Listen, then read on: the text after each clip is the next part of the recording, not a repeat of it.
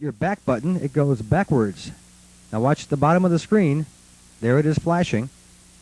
By using the jog and shuttle wheel, moving one notch, you actually have an entire alphabet and punctuation set to give you your titles. Right before the letter A is a blank space. Now I'm going backwards, bear in mind. Not forwards. We're going to take this off the screen. Now the only way to do this, by the way, is one letter at a time. Or if you unplug the 1000 from the wall, this will erase all 8 pages of memory, but it will also erase everything else on there. Okay, I think you get the idea. Now, what if we want to do a different size type? Well, let's go to size 2 and see what happens. Oh, the cursor grew. How about that? Let's put down hello, just the word hello. H, hit the next button. E, next, so forth and so on. By the way, for those of you who are tech freaks, you can also hit the plus and minus button, which changes your channels, and this will advance a lot faster than this. Once you have what you want, it's a very simple matter to put it on the screen, and this will record, by the way, if you're making a videotape on the machine. This will record. All right? That's size number 2. Let's see what size number 3 looks like. A little bit bigger. Okay? Let's see what size number 4 looks like. Monstrous. Yes, this is the biggest size. And by the way, something that Kerry pointed out to me, as the size of the letter increases, the depth of the background decreases. You can almost see through the black background there. As the letters get smaller, the background's much more intense. Okay? Enough for the data screen and the title insert. And by the way, another new feature of this machine is something called black screen. Say you're setting up a title for whatever you happen to be doing, and you want to change the title. Okay? Say you want to change it. This thing blinks, by the way, meaning you can play with it. Say you have some on-screen stuff going on live TV and you're really getting confused. There's a new switch called black screen, which makes the background of your screen black, just like that. And all you have is a black screen with whatever that you have left flashing. Okay? Very, very simple. Now you can go ahead and do anything that you want with your title. Very, very simple. Black screen, title insert. Not your typical standard VCR, is it, gang? Okay. One last thing I have to show you with the data screen. This machine has got a remarkable and very ingenious way of setting the timer. When you want to timer record some shows, watch this. That's right, gang. I'm going to put the black screen on for this because this can really get confusing, and I don't want to make this any rougher than it really is.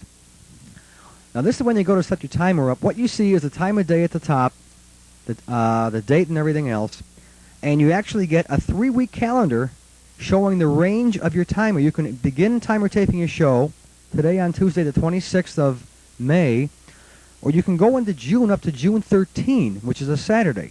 This is actually a 3-week timer, and this will record 8 events within that 3-week period.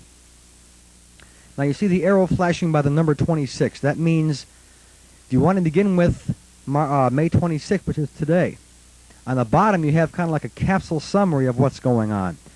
The 1 is event number 1, week 1, the day, Tuesday, the date 5/26, the speed, beta 2, so forth and so on. Let's say I want to tape a show later today at noon. Bear in mind it's now 2:54 a.m. All you have to do is, since we agree we want to begin today the 26th, you hit the next button. Watch what happens. You now have a clock, a 24-hour clock, also flashing. Notice on the bottom, by the way, it's flashing 2 a.m. because the machine knows it's now 2:55 a.m.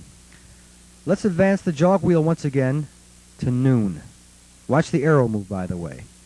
There's all your AM times and now your PM times, 12 noon. There we are. Hit next, and we get 60 minutes. There are 60 minutes in an hour. What time should we begin the recording? Let's say we want to begin at 12:05 p.m. I don't know why, but just for the sake of argument, 12:05 p.m. Hit next. Now your turn off time. You can't be any earlier than 12:05 p.m. The machine knows that. It's got some logic circuits in here, gang. Let's make it 1:05. We're going to tape a 1-hour show. Move the wheel one more notch, hit next, and again we have our 60-minute clock. Let's go up to 5. Okay, 1:05. What channel do we want? Let's stick with channel 5, and right above that is the beta 2 speed. That is a B, a Greek B for beta 2. Let's hit next, and there we have it. A capsule summary on the bottom. Now if you want to check it and see what you've just done, hit the check button. Here we are, event number 1 for Tuesday, May 26th at beta 2. 12:05 p.m. is turn on. It's going to go to 1:05 p.m. on channel 5, or as they say in Japan, 5 channel. That's why the CH is always after the number. And that's it. Hit your check button again, and it goes away. So, there you have it. An incredible way to set your timer up on this new machine. What else is new? Let's go into play mode for a second here. Don't mind my feature called Time Search. Let's activate it and see what happens. Then you put a tape in at the beginning of the tape, and you want to go, say, 10 minutes into the tape and start playing or recording.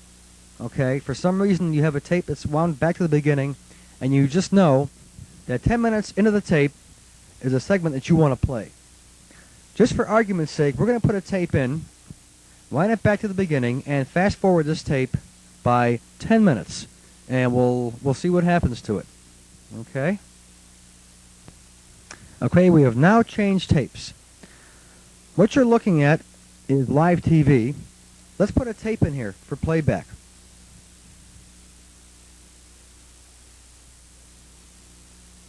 Okay, this is a promo that you're watching from HBO, in case you're curious.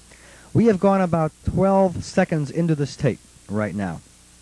We're going to go 10 minutes into the tape.